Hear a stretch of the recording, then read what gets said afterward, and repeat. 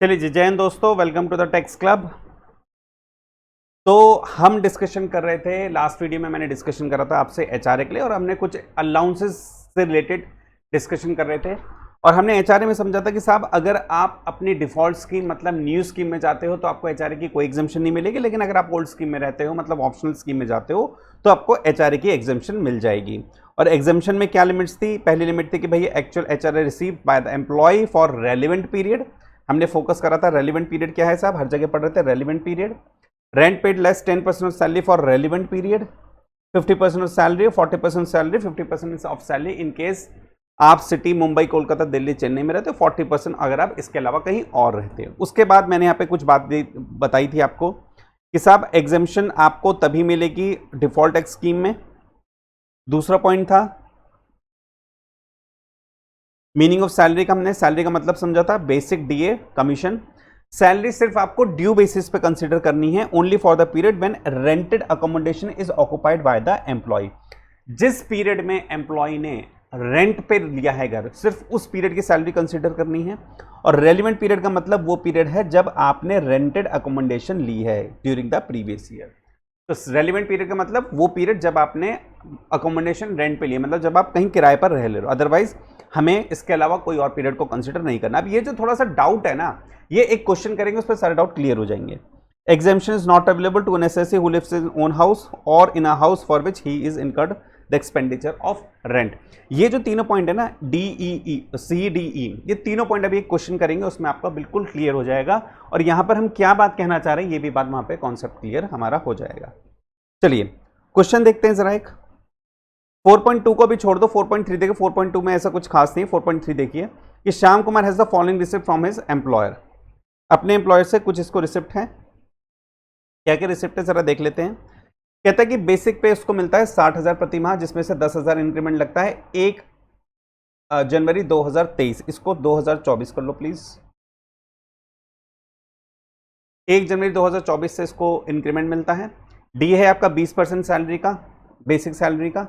70% retirement benefit के लिए है। एचआर आपको 30,000 मिलता है। कुछ एरियर ऑफ सैलरी 80,000 रुपये। Shyam staying with his parents 31 अक्टूबर 2023 तक अपने पेरेंट के साथ रहा है, और 1 नवंबर 2023 से उसने रेंट पे लिए अकोमोडेशन 25,000 रुपये दे रहा है। उसकी सैलरी कंप्यूट करनी है असेसमेंट ईयर 2024-25। इसका मतलब हमारा प्रीवियस ईयर आ जाएगा 2023 और 24। ये हमारा प्रीवियस ईयर है।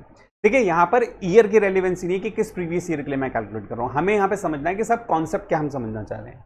ठीक है, तो आप प्लीज प्रीवियस ईयर से कंफ्यूज मत होना कि सभी 23-24 के लिए या 24-25 का मेरा एग्जाम है या आगे का एग्जाम है, उससे नहीं। ये आपका कॉन्सेप्ट हमेशा काम आने वाला है। चलिए एचआरए की एग्जाम्पशन, अब हमें अब क्या है कि सब कंप्यूट सैलरी, तो अभी हम पूरी सैलरी कंप्यूट नहीं करते, हम सिर्फ एचआरए का पोर्शन कैलकुलेट कर लेते हैं। सैलरी आप जब पूरा सैलरी चैप्टर हो जाएगा उसके बाद आप सैलरी कंप्यूट करना है इसमें। तो एचआरए की कंप्यूटेशन करने के लिए हमें पता है साहब, बेसिकली हमें 3 लिमिट्स बताई गई। क्या है?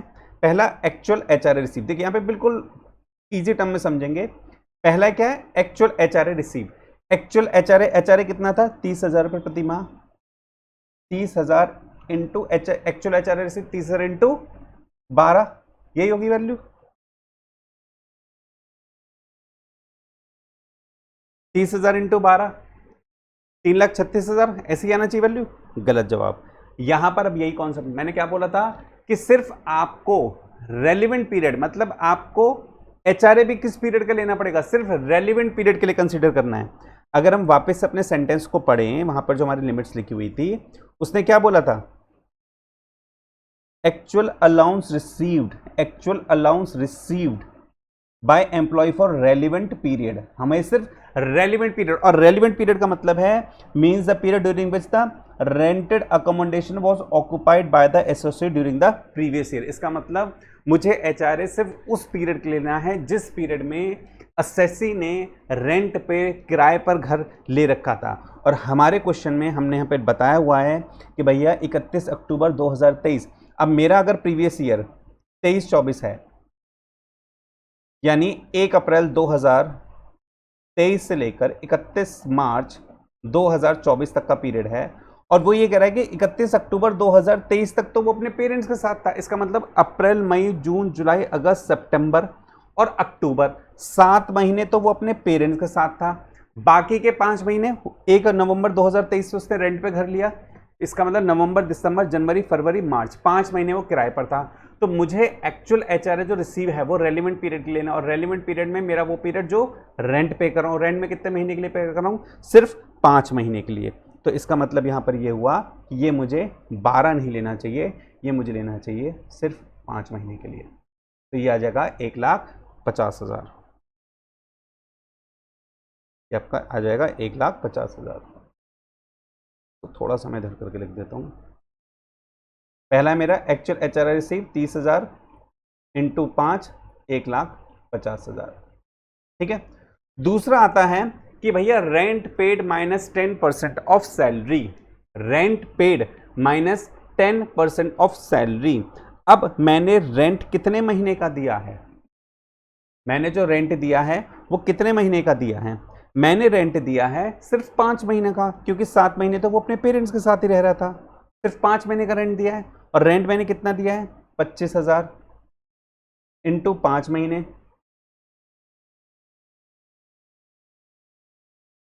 $1,25,000 मैंने रेंट पे करा है, ठीक है। हमारी जो लिमिट थी rent paid minus 10% of salary थी, रेंट पेड हमने ये कर दिया। भाई हमारी जो लिमिट क्या थी, यहाँ पे देख लेते हैं एक बार, यहाँ पे बल्कि मैं लिख लेता हूँ उसको। एक्चुअल एचआरए रिसीव हो गया,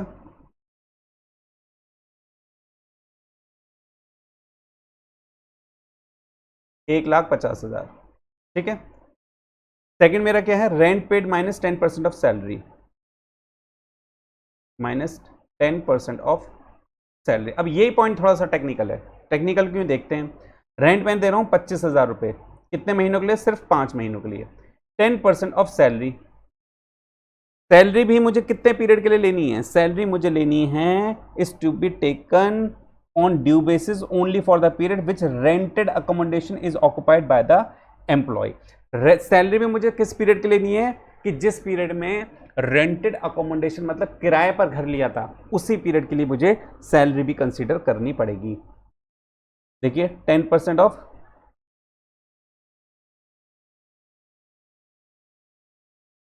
ऑफ, अब सैलरी है मेरी, हमने यहाँ पे करा है भैया, सैलरी है हमारी 60,000, जिसमें से 10,000 का इंक्रीमेंट लगा है कब, 1 जनवरी 2023 को, और 20% है उसका डीए, जिसमें से 70% है रिटायरमेंट बेनिफिट्स के लिए, ठीक है। अब यहाँ पर हमें थोड़ा समझना पड़ेगा कि भैया मेरी पहली है सैलरी 60,000 रुपये, कितने महीने के लिए, मैंने घर किराए पे लिया नवंबर, दिसंबर, जनवरी, फरवरी, मार्च, ठीक है। 5 महीने मेरा किराए पे घर था, लेकिन इस 5 महीने में भी 60,000 मेरी सैलरी थी नवंबर और दिसंबर की, और 70,000 मेरी सैलरी थी जनवरी, फरवरी, मार्च की, क्योंकि 1 जनवरी 2024 से मेरा इंक्रीमेंट लग गया 10,000 रुपये। तो मुझे इन 5 महीने में भी 2 सेग्रीगेशन करने पड़ेंगे, क्योंकि 1-2 महीने की मेरी 60,000 थी, बाकी के 3 महीने के लिए मेरी सैलरी 70,000 थी, ठीक है। उसके बाद ये सैलरी आ जाएगी, इस पर क्या है 20% ऑफ डीए, लेकिन इसका भी हमें कितना लेना है, 70% ऑफ डीए लेना है ना, हमें ऐसे कर लेते हैं इसको। हमें कौन सा डीए लेना है कि भैया 60,000, 1,20,000 का 20% कितना होता है, 24,000। इस 24,000 का भी हमें क्या पढ़ना है, 70%, क्योंकि 70% हमारा रिटायरमेंट बेनिफिट के लिए। तो हमारा 70% कितना आ जाएगा, 70% आ जाएगा हमारा 16,800। तो 60,000 इंटू 2 प्लस 16,800, इसका हो गया 16,800। भाई बेसिक का डीए 20% और 20% डीए का भी 70%, क्योंकि रिटायरमेंट बेनिफिट वाला पोर्शन ही हमें लेना था। उसके बाद हमारी 3 महीने की सैलरी 70,000 इंटू 3, 2,10,000 हो गई है। 2,10,000 का 20% कितना होता है, 42,000। 42,000 का हमें क्या लेना है, सिर्फ रिटायरमेंट बेनिफिट का 70%, ये आपका आता है 29,400। Basic plus DA plus commission, अगर कोई है कमीशन वगैरह हमारा कुछ है ही नहीं, तो आपकी सैलरी 10% ये आनी चाहिए। 1,25,000 माइनस 10% ऑफ 1,20,000 और 30, 1,36,800 प्लस 2,10,000 239,400, ठीक है, 239,400। अब इसका टोटल कर लेंगे, 1,25,000 आ जाएगा, और 10% इसका क्या हो गया, आप देखिए 1,36,800 प्लस 2,39,400, इसको टोटल कर लेते हैं।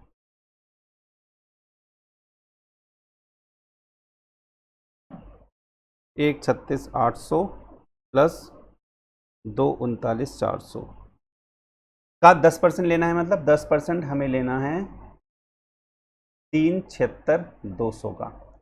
तो 1,25,000 माइनस 20,